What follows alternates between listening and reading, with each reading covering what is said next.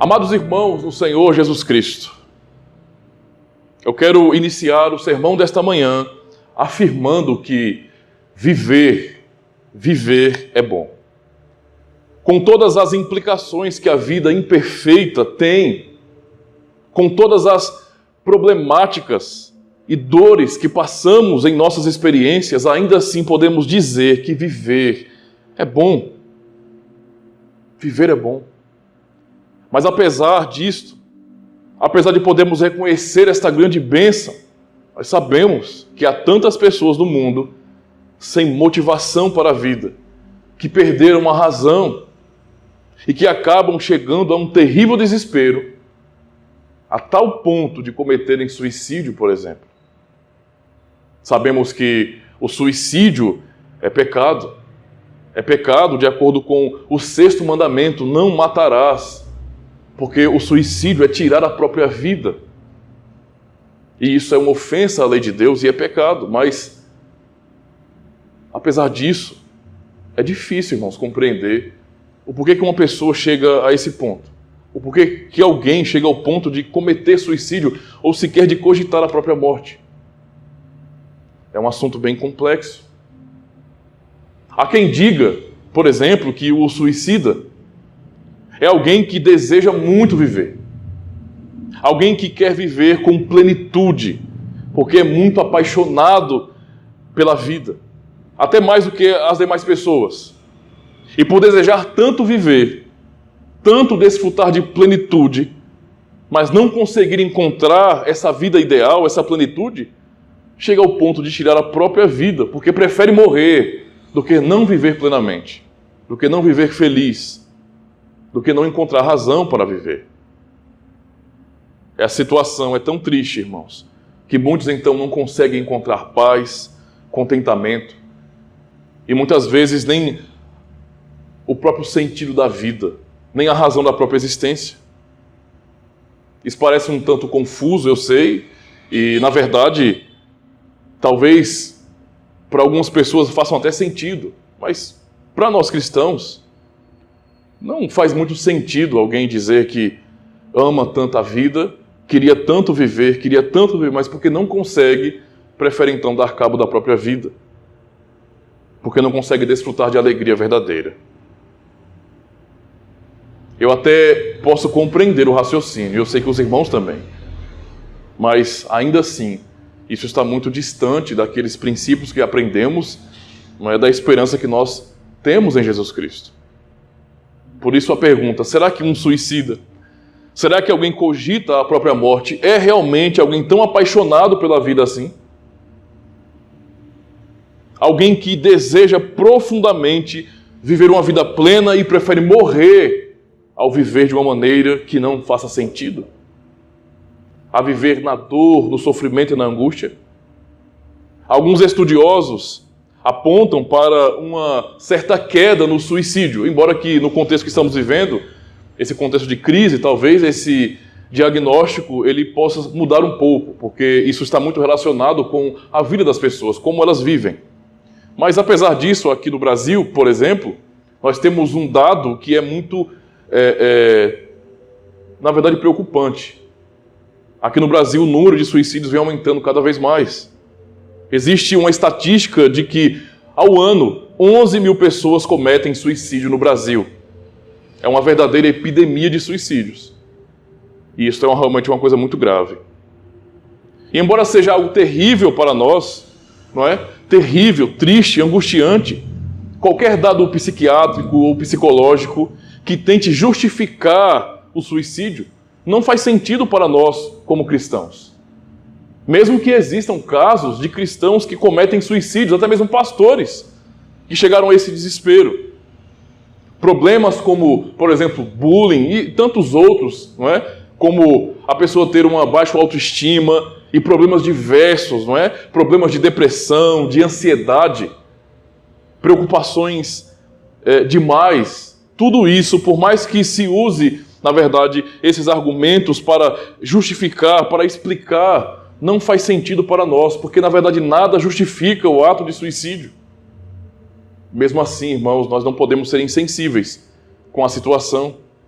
Justamente porque nós não podemos saber ou entender, né, a que nível de desespero uma pessoa se encontra para cogitar a própria morte e realmente fazer isso. Nós não podemos saber.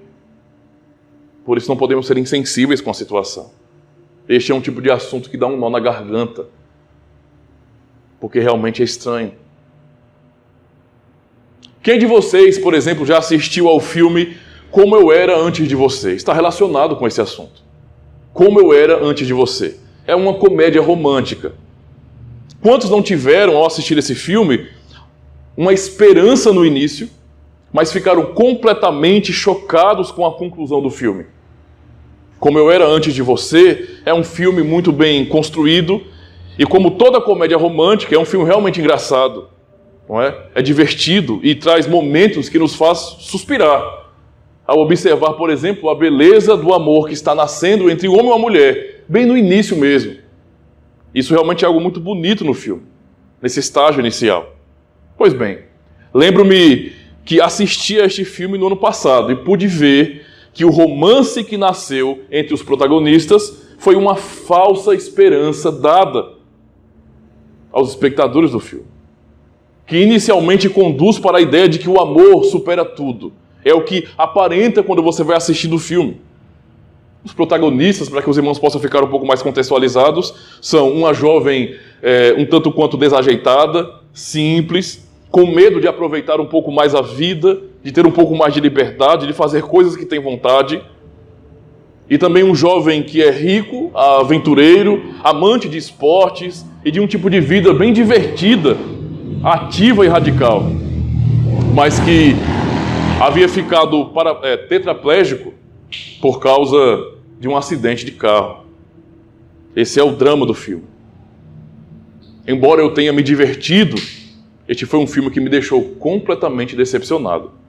Na verdade, nunca fiquei tão triste, tão contrariado e até enfurecido com um filme assim. E isto porque, embora o filme traga a ideia de que uma jovem tímida, sem muitas expectativas, começou a viver intensamente e fazer o que tinha vontade, como consequência de ter conhecido aquele jovem rico, que a motivou a viver melhor, sem se prender demais, ensinando que a vida deve ser aproveitada da melhor maneira possível, porque rapidamente tudo pode se acabar, ainda assim foi completamente destruída as expectativas pelo que na verdade é promovido pelo filme. Esse filme, Como Eu Era Antes de Você, promove justamente a eutanásia. A eutanásia, para alguém que de repente não esteja familiarizado com o termo, é de uma maneira mais simples. É simplesmente o suicídio. Nós temos um termo um pouco mais voltado para a medicina e até um termo jurídico para isso. Na medicina, por exemplo, a eutanásia é o ato de proporcionar morte sem sofrimento a um doente atingido por afecção incurável que produz dores terríveis, intoleráveis. Em um termo um pouco mais jurídico, é simplesmente o direito de matar ou morrer por alguma razão. É você usar uma razão para tirar, por exemplo, a própria vida. Dar uma base para isso.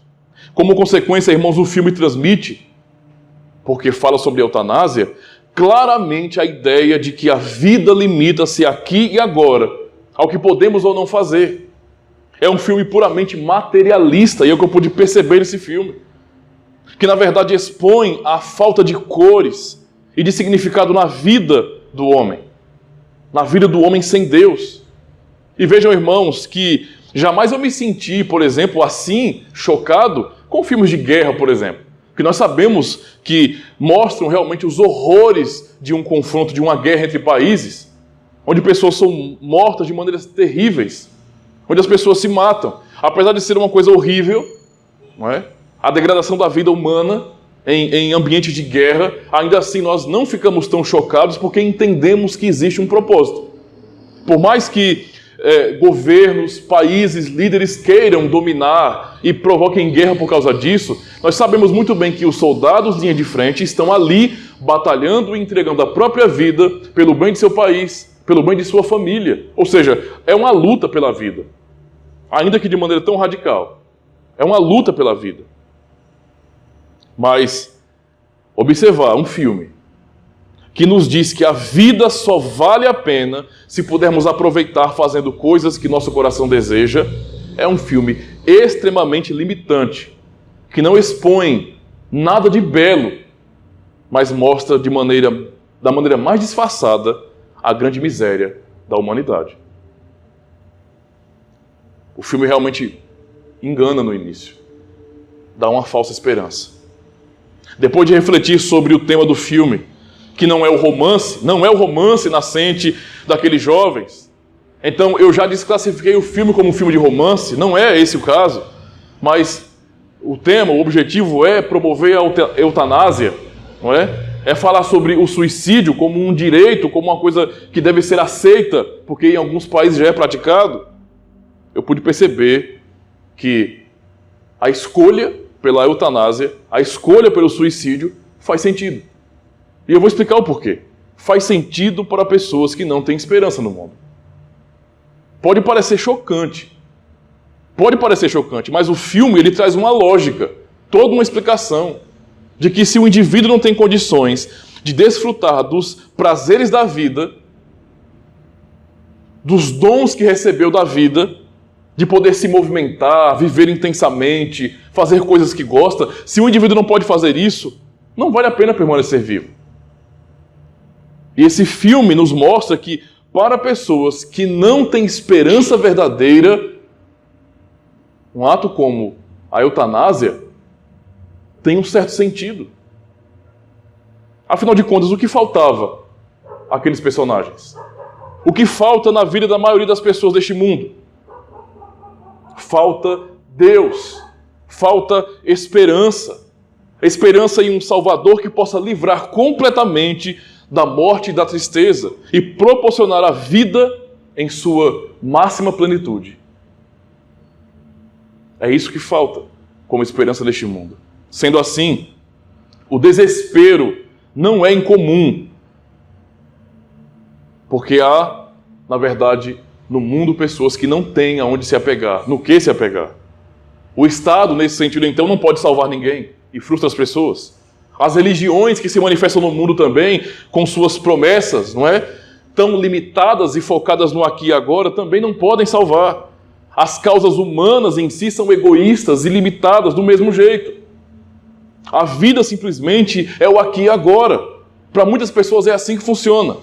É uma vida ateísta, simplesmente materialista, ligada somente aqui. Se as pessoas em algum momento percebessem que a motivação vendida por esses que tentam motivar as pessoas, não é?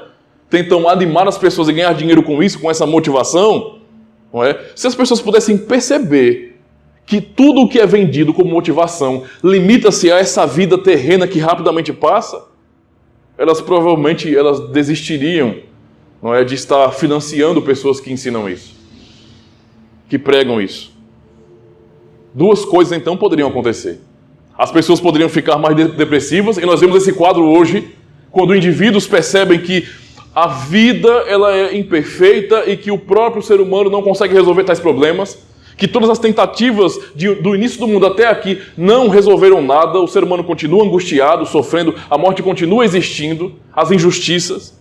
Quando as pessoas chegam a esse ponto, realmente a depressão, não é? É o que vem como uma doença que domina o coração de muitas pessoas. E nós sabemos muito bem que isso está em crescimento, cada vez mais. Ou então, em um sentido completamente contrário, ao perceber que essa vida é tão limitada, que essa vida passa rápido, essas pessoas vão, de uma maneira muito mais radical, vão aproveitar com todas as suas forças, com todo o seu empenho, cada minuto dessa existência. E por quê? Parece uma coisa muito bonita, mas isso expressa desespero. Toda essa luta para se drogar, por exemplo, para viver de balada em balada, bebendo, fazendo coisas radicais, gastando dinheiro, se afundando em vaidades, tudo isso é o diagnóstico de um desespero que as pessoas têm, porque elas sabem que tudo que elas têm é aqui e agora, e que rapidamente passará. Rapidamente passará. A maioria das pessoas são exatamente assim. Nem todos cometem suicídio, é claro, mas a maioria, infelizmente, está ligada somente a esta vida. Não tem uma esperança além. A morte, para aqueles que não creem em Jesus Cristo, é simplesmente o fim. Por isso procuram viver com intensidade e fazerem o que o coração deseja. E não importa o quê. Não importa se é pecado, elas querem fazer o que o coração deseja.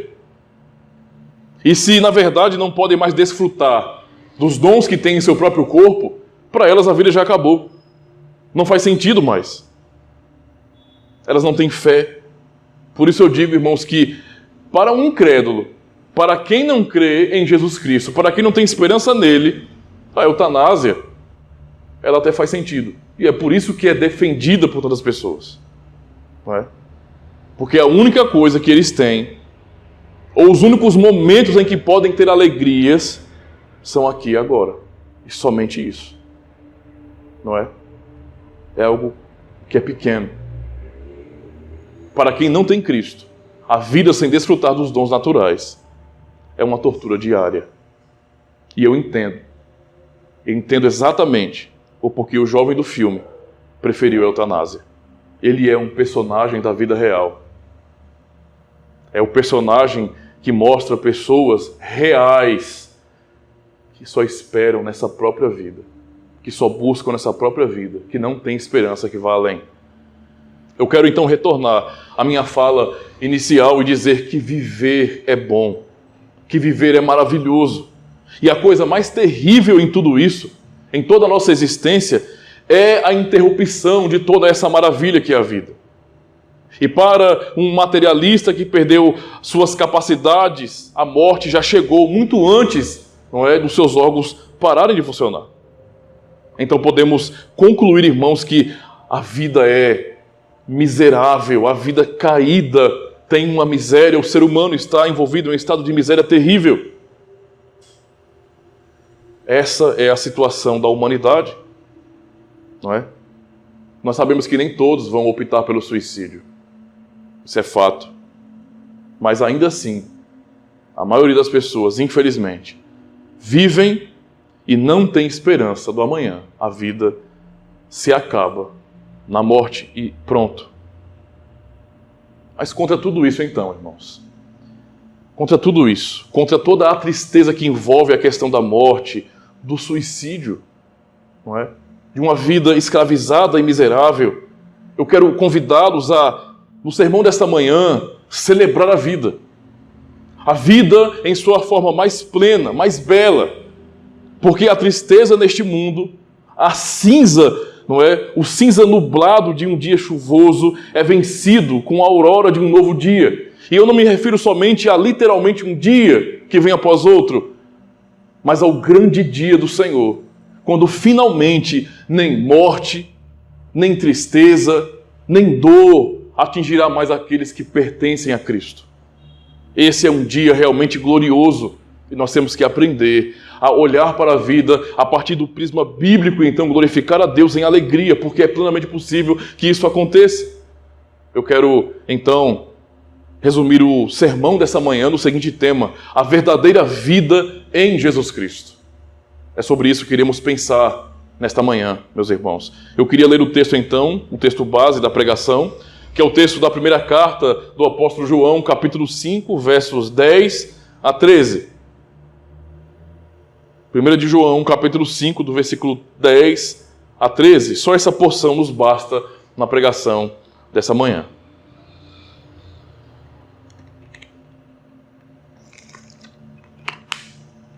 Diz assim a palavra do Senhor: aquele que crê no Filho de Deus tem em si o testemunho. Aquele que não dá crédito a Deus o faz mentiroso, porque não crê no testemunho que Deus dá acerca do seu Filho. E o testemunho é este: que Deus nos deu a vida eterna, e esta vida está no seu Filho. Aquele que tem o Filho tem a vida. Aquele que não tem o Filho de Deus não tem a vida. E, por último, verso 13: estas coisas vos escrevi, a fim de saberdes que tendes a vida eterna, a vós outros que credes em o nome do Filho de Deus. Até aqui, meus irmãos, eu quero aproveitar também e ler o texto do nosso catecismo. A pregação de hoje também é catequética, E está justamente no dia do Senhor, 22, no domingo 22. A pergunta é a pergunta 85. Aliás, 58, perdoe, pergunta 58, que diz bem assim: que consolo lhe traz o artigo sobre a vida eterna? Este é o assunto. Resposta: já agora sinto em meu coração o princípio da alegria eterna, pois depois desta vida obterei a perfeita bem-aventurança que nenhum olho jamais viu, nem ouvido ouviu, nem um coração humano pôde conceber. Uma bem-aventurança para se louvar a Deus eternamente. Este é o ensino no domingo 22 de nosso catecismo. A primeira parte, então, do sermão que iremos refletir, irmãos, é justamente esta: a verdadeira vida está em Jesus Cristo. Esta é a declaração do texto. E o testemunho é este. No verso 11 nós vemos isso, da primeira carta de João, capítulo 5. E o testemunho é este: que Deus nos deu a vida eterna. E esta vida está no seu Filho. Este é o testemunho sobre o amor de Deus que o próprio João escreveu no seu Evangelho.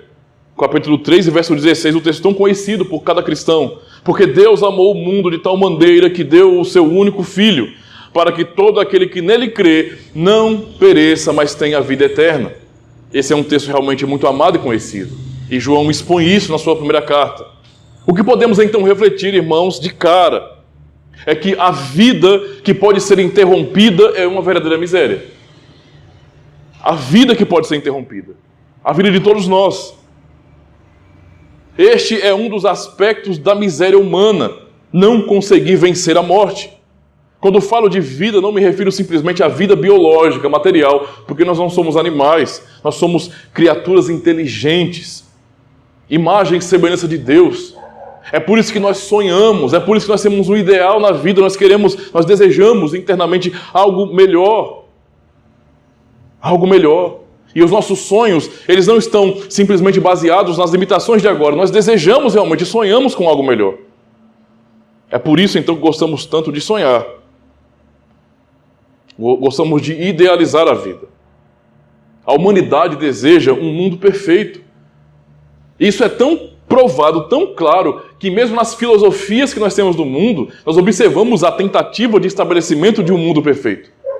E isso é tão intenso no desejo que o ser humano tem, que as pessoas tentam construir esse mundo perfeito, mesmo que seja à base de mentiras e de pilha de cadáveres.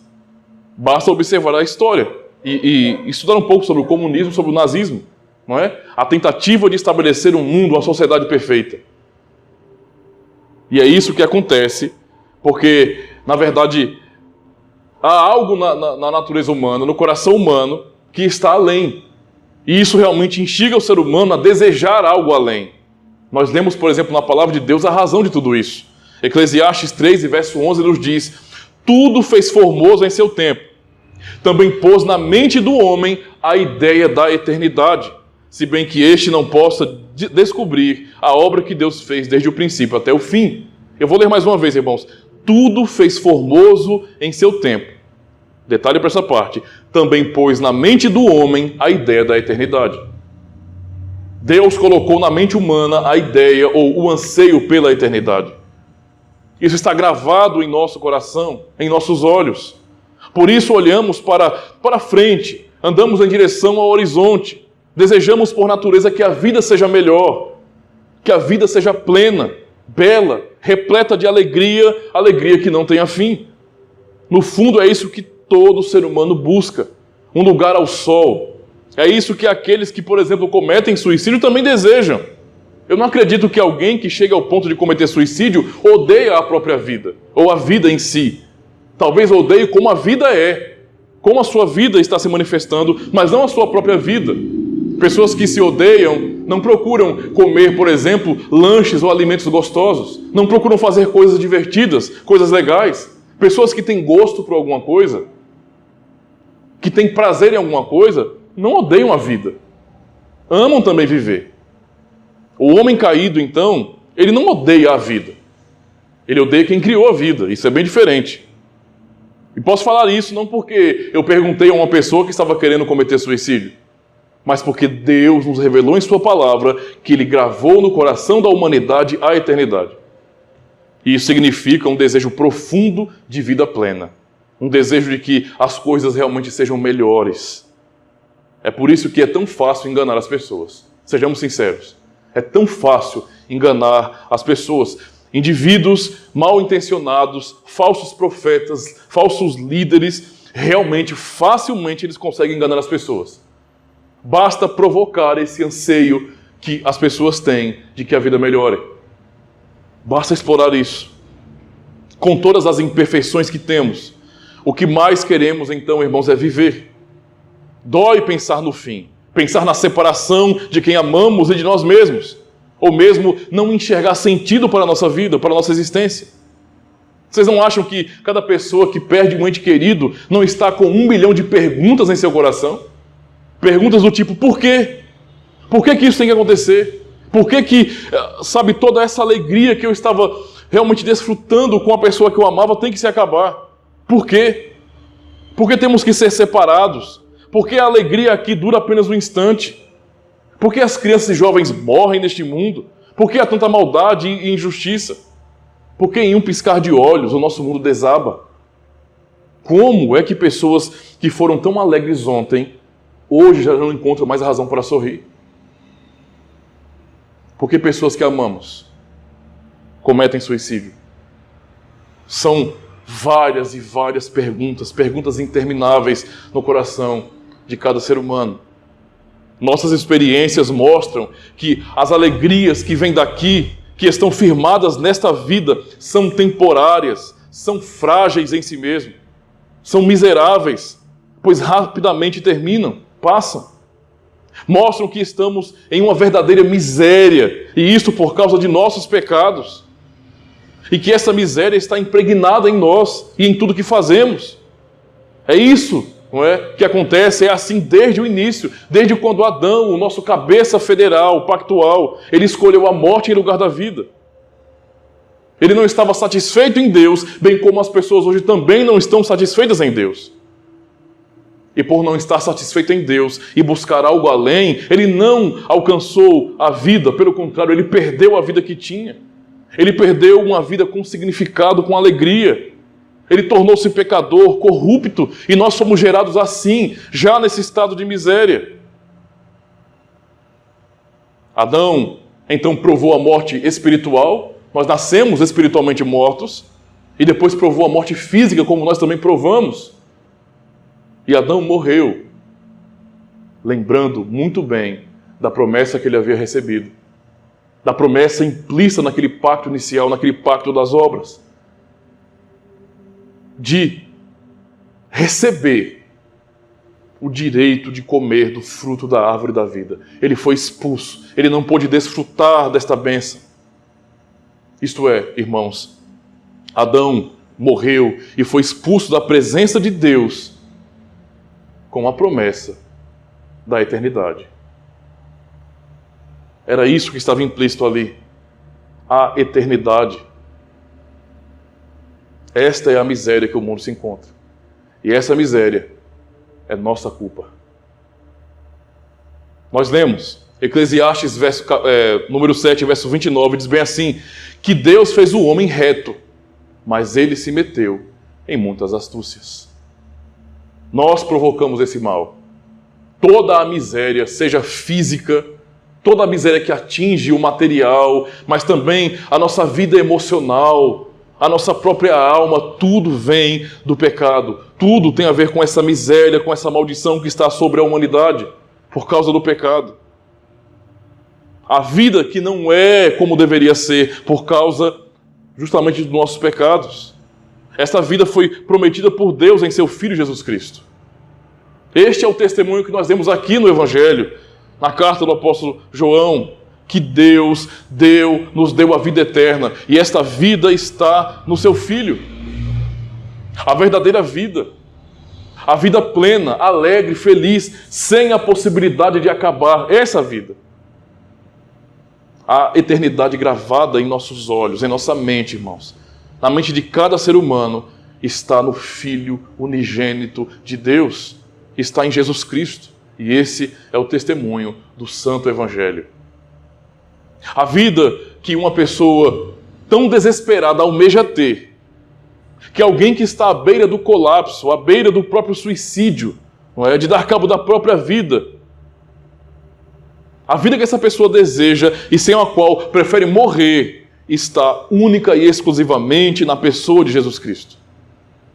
E eu digo a vocês, não o Cristo fake, não um Cristo que é vendido como um mero produto, do tipo, tenha o seu próprio Deus por apenas um dízimo por mês. Não é esse Cristo. Esse Cristo não tem nada para nós. Não o Cristo midiático que é pop, o Cristo que ele aceita tudo, o Cristo que não tem uma base moral, o Cristo que não é uma autoridade suprema, que não é rei, o Cristo que vai para a festa no AP. Não esse Cristo. O Cristo que é pregado em vários ambientes religiosos é um Cristo institucionalizado, é falso, é medíocre, que não tem nada além daquilo que nós já vimos aqui. É pobre olhar para uma pessoa que está às vezes com depressão, que está triste, ou que está desesperado na vida porque perdeu o emprego, porque alguém da família morreu. É triste olhar para essas pessoas e dizer para essa pessoa, dizime, oferte, participe da campanha, porque isso vai prosperar a sua vida. E isso é medíocre, isso diminui quem Jesus Cristo é. Esse não é o Cristo bíblico. E é neste falso Cristo, que estão as promessas de tesouros terrenos imediatos, do status da prosperidade financeira e emocional, a priorização da vida biológica. Em outras palavras, esse tipo de oferta, não é, que se chama de evangelho, que não é evangelho, na verdade não passa de ateísmo religioso, porque é puro materialismo, não é? Limitar o evangelho à promessa de curas milagrosas. Mas a verdadeira vida, irmãos, que a alma humana tanto deseja, o significado e a esperança que ninguém mais neste mundo pode dar, nem pastores, nem padres, nem políticos, nem o tão venerado entretenimento que alguns tratam como Deus, porque tudo é isso. Nada dessas coisas, ou nem uma pessoa neste mundo, pode nos dar essa vida plena, porque esta vida está no unigênito do Pai, o Cristo, o Filho do Deus vivo. É em Cristo que a natureza humana é restaurada. É somente nele que nós, que nascemos mortos em delitos e pecados, somos ressuscitados da morte espiritual. Até que no fim, o nosso próprio corpo seja por ele ressuscitado. Nele está a vida, em Jesus Cristo. A verdadeira vida. Não uma vida medíocre, não uma vida limitada no aqui e no agora, mas a verdadeira vida. Ele é aquele que pode nos dar aquela vida que não tem fim. E sabem o que é mais fantástico, irmãos, em tudo isso? Esta é justamente a segunda parte do sermão. Que quem crê em Jesus Cristo já desfruta a verdadeira vida hoje, desde agora e para sempre. É isso que nós temos como esperança segura do Evangelho. Nós lemos o verso 13 da primeira carta de João, no capítulo 5. Estas coisas vos escrevi, a fim de saberdes que tendes a vida eterna, a vós outros, que credes em o nome do Filho de Deus. Observem, irmãos, como Deus, por meio das suas palavras, por meio das palavras do apóstolo João, se refere à igreja. Esta é a segurança da salvação que nós temos. João escreveu com o objetivo de que aqueles irmãos soubessem que eles tinham a vida eterna por meio de Jesus Cristo. Essas palavras foram registradas para a igreja de 2000 anos atrás, mas preservadas por Deus, por sua graça, para nós hoje, para a igreja hoje. Tentem imaginar o significado dessas palavras para aqueles irmãos, para aqueles cristãos de 2000 anos atrás. De pessoas que estavam debaixo de governos, da autoridade de governo, de imperadores, que arrogavam para si o título de deuses. Arrogavam para si o direito de dizer quem vive e quem morre. Viviam completamente sem significado como escravos. Imaginem o que significou para aqueles irmãos, que não tinham nenhuma expectativa que viviam num mundo escuro, um mundo de trevas. Não é? Pessoas comuns, trabalhadores, escravos, pessoas sem senso de importância, mas também até pessoas ricas, depressivas, infelizes. Quem ouviu essa verdade, quem creu nessa verdade anunciada pelos apóstolos, por Jesus Cristo, foi completamente esperançado, fortalecido.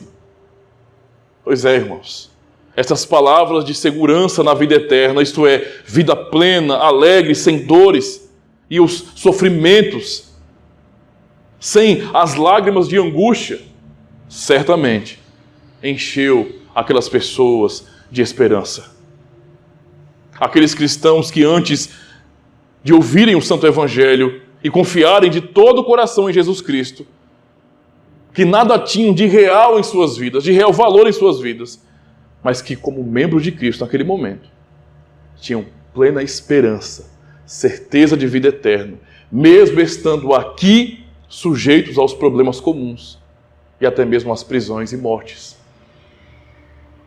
Não é à toa que os apóstolos incentivam a igreja a se alegrarem, mesmo quando estavam presos, por causa desta esperança. 1 de Pedro, capítulo 1, versículo 3, nós lemos bem assim: bendito seja o Deus e Pai de nosso Senhor Jesus Cristo. Conforme a sua grande misericórdia, Ele nos regenerou para uma esperança viva, por meio da ressurreição de Jesus Cristo dentre os mortos. Nosso Senhor vive, e porque Ele vive, há esperança real na vida. João estava dizendo: vocês crentes no Senhor, têm a vida eterna. Paulo, quando se refere à salvação, refere-se, por exemplo, em Romanos 8, como algo que aguardamos. Ele estava pensando na consumação quando Cristo vier, quando Ele voltar para buscar a sua igreja. E Ele de fato vai. É o que nós cremos, é a nossa esperança. E Ele volta para redimir o nosso corpo, o corpo dos crentes. A salvação é em esperança, mas é ao mesmo tempo no coração dos crentes algo concreto, algo firme, uma certeza que o Senhor nos dá.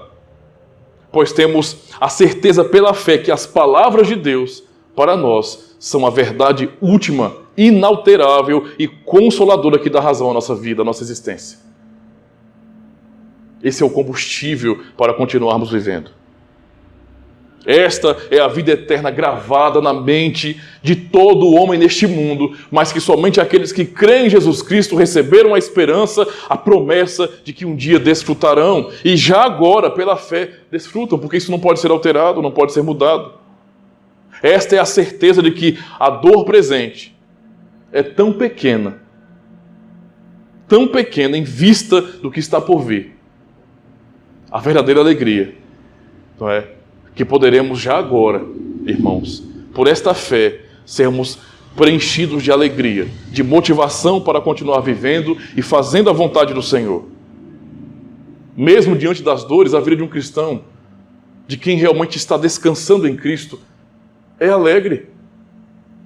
Mesmo que haja o contraste dos dias escuros de nossa alma, ainda assim isso não muda a realidade que está em nós, o Espírito de Deus que opera em nós, que produz em nós fruto de alegria. Nós podemos até chorar, irmãos, chorar durante toda a noite, mas a alegria sempre vem no amanhecer de nossas vidas.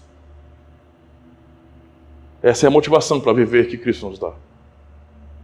Sabe quando algo acontece, algo ruim, não é? Algo ruim que está acontecendo no mundo, por exemplo, que deixa todo mundo desesperado. Todo mundo gritando com medo, vai acabar, o mundo vai acabar. E o cristão pode, diante da situação, da circunstância, ele abaixando a cabeça, sabe, para que as pessoas não percebam, mas ele esboçar, de maneira bem humilde, um pequeno sorriso no canto de sua boca. Ele não demonstra isso porque as pessoas não vão entender, vão achar que ele é louco, mas aquele sorriso, bem humilde no canto de sua boca, é pela convicção que ele tem de que Deus está no controle. É por saber que nada que aconteça nesse mundo o separará do amor de Cristo. Nada, absolutamente nada. Não é? É a certeza de que tudo, no final, vai ficar bem. Isso é esperança. de que a realidade última é Deus e o seu propósito eterno que nos inclui, por sua graça. Ele gravou a eternidade em nosso coração. Nossa alma deseja, anseia, anela pelo eterno, pelo perfeito, por uma alegria verdadeira que não possa ser roubada pela morte ou pelas injustiças cometidas no mundo, pelas guerras externas e internas. Nossa alma deseja uma vida onde não tenhamos mais que sepultar os nossos amados, onde não haja mais essa separação terrível. E ele nos diz, pois inspirou o registro para nós: a vida eterna gravada na mente de cada homem neste mundo está em Jesus Cristo. É nele que repousa a esperança e a certeza. É nele que a vida encontra o seu verdadeiro sentido. É nele que se encontra a harmonia, a paz, o contentamento, o verdadeiro lugar ao sol. É nele que toda alegria não tem fim.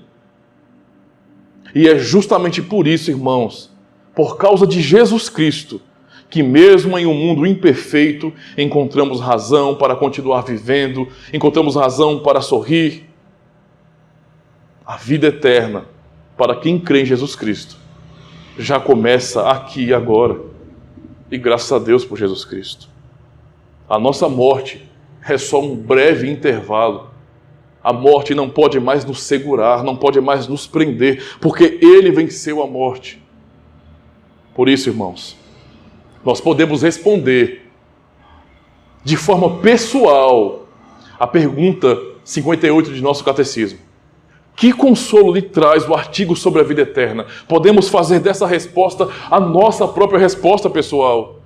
Já agora, sinto em meu coração o princípio do gozo eterno.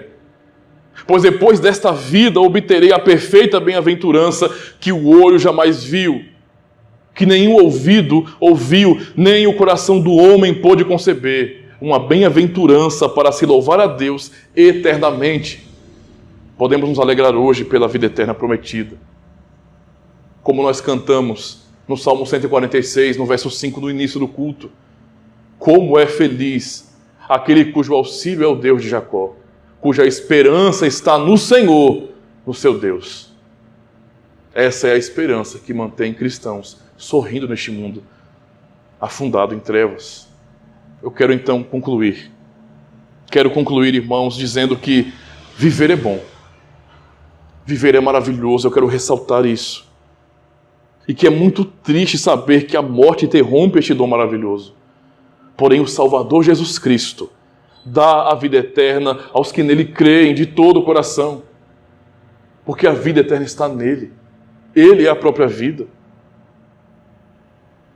Digo aos que não querem Jesus Cristo. A você que não crê o Senhor Jesus Cristo, que acha que não precisa dele.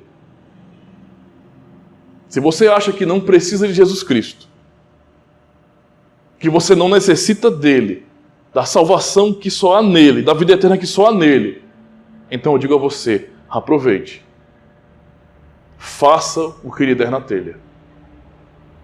Aproveite ao máximo cada segundo desta vida, porque é tudo que você tem. Se você não tem a Jesus Cristo, tudo que você tem são esses minutos, esses segundos de vida que estão em contagem regressiva. É tudo que você tem. E acredite, acaba mais rápido do que pensamos. Muito mais rápido. Digo aos que, de repente, estão pensando no suicídio. Se vocês acham que dar cabo de sua própria vida dará fim à sua dor, se esse é o problema, a dor que não quer sentir mais, você está profundamente enganado se acha que tirar sua vida vai acabar com essa dor. Se você quer acabar com sua dor por meio da morte, estará entrando em uma outra fase da dor, no Hades, e ainda será ressuscitado para ser julgado e ainda provar eternamente da dor, da danação eterna. E sabe por quê? Porque sem Cristo, a dor nunca terá fim. Sem Cristo, a dor nunca terá fim. Quero dizer também que se você está desanimado de viver, ou não consegue achar sentido em sua própria vida, busque o significado de sua existência em Jesus Cristo. Não busque em outro lugar, porque você nada vai encontrar. Você vai ser frustrado se continuar buscando fora de Cristo o significado para a sua vida. Só Ele pode nos salvar das mais profundas angústias e nos dar razão para viver. Na introdução do sermão, eu tinha dito, porque já ouvi isso realmente, que pessoas que cometem suicídio são pessoas que querem muito viver. E porque não conseguem ter uma vida plena, preferem a morte. Mas eu não creio nisso. Eu creio que as pessoas que mais desejam viver neste mundo são aqueles que creem em Jesus Cristo. Os que confiam em Jesus Cristo, que aguardam toda a satisfação nele, amam tanto a vida, que têm uma visão muito mais elevada da própria vida aqui e da eternidade. Não é? E pensam sobre esse final glorioso prometido por Cristo. E nós somos estimulados pelo Senhor a fazer isso. Nós vemos, por exemplo, em Colossenses 3, verso 1 a 4, quando o apóstolo Paulo diz isso à igreja: portanto, se fostes ressuscitados juntamente com Cristo, buscai as coisas lá do alto, onde Cristo vive, assentado à direita de Deus. Pensai nas coisas lá do alto, não nas que são aqui da terra, porque morrestes e a vossa vida está oculta juntamente com Cristo em Deus. Quando Cristo, que é a nossa vida, se manifestar, Ele é a nossa vida, então vós também sereis manifestados com Ele em glória. Nós somos estimulados pelo Senhor a pensarmos nessa glória futura. E é por isso que somos motivados a nos alegrar aqui hoje. Os crentes no Senhor Jesus amam tanto a verdadeira vida, irmãos, que não tiram a própria vida, como muitos fazem, mas a vivem para a glória de Deus. E estão tão ligados a esta esperança que, se for preciso, entregam a própria vida, se essa for pedida por Deus, não é? Se for pedida, porque não tem problema em encarar a morte quando essa chega. Eles sabem que estão ligados a Cristo em vida e em morte. A esperança em Jesus Cristo. Por isso eu digo a você, que está angustiado e sem sentido na vida, que sente essa dor terrível, se você não suporta mais viver, se você não encontra significado, razão, motivação para continuar vivendo, se para você não dá mais para viver dessa forma, com uma vida imperfeita neste mundo, então eu digo a você: morra. Morra para você mesmo e viva para Cristo, viva para Deus. Eu quero dizer àqueles que estão pensando, por exemplo, em cortar os pulsos, em tomar remédios, caixas de remédios para causar a própria morte ou veneno. Qualquer um que realmente esteja pensando em cometer suicídio, eu estou dizendo a você que não faça isso. Se você quer realmente morrer, tome a sua cruz todos os dias e siga Jesus Cristo. Tome a cruz, que é um instrumento de morte, um instrumento onde você vai sacrificar a sua própria vida para viver para Cristo. Esse é o único tipo de morte que interessa a nós. A morte do nosso velho homem. A morte deste que não tem esperança. A morte desse que nasceu herdando o pecado de Adão. E caminha em direção ao Senhor Jesus Cristo. Pois Ele, somente Ele, é a fonte inesgotável de água da vida, que jorra para a vida eterna. Esse é o viver esperançoso que nós recebemos. Portanto, irmãos, mesmo que sejamos atribulados neste mundo, e somos, e sermos cristãos, não muda isso, nós também sofremos, nós também choramos. Ainda assim, com toda a dor que passamos aqui, Cristo nos oferece esperança real. Ele é o único que pode fazer esse chamado glorioso. Ninguém mais neste mundo pode nos dar um fardo que é suave e leve. É só Ele. Se você está cansado, sobrecarregado, se você não suporta mais, Cristo tem um chamado para você. Vinde a mim, todos que estão cansados e sobrecarregados, e eu vos aliviarei. Esse é o chamado dele. Eu quero concluir então, lendo 3 textos bíblicos e concluímos a pregação. 1 de João 5, 19 a 20, lemos bem assim: sabemos que somos de Deus e que o mundo inteiro jaz no maligno. Também sabemos que o Filho de Deus é vindo e nos tem dado entendimento para reconhecermos o verdadeiro. E estamos no verdadeiro, em seu Filho Jesus Cristo. Este é o verdadeiro Deus e a vida eterna. Evangelho de João, capítulo 16, verso 33, nos diz: tenho-vos dito estas coisas, para que em mim tenhais paz. No mundo tereis tribulações, mas tende bom ânimo, eu venci o mundo. E por fim, Romanos 5, verso 5. E a esperança não decepciona. A esperança não decepciona. Porque Deus derramou seu amor em nossos corações por meio do Espírito Santo que Ele nos concedeu. Esta é a esperança que nós temos em Jesus Cristo. Amém. Graças a Deus, irmão.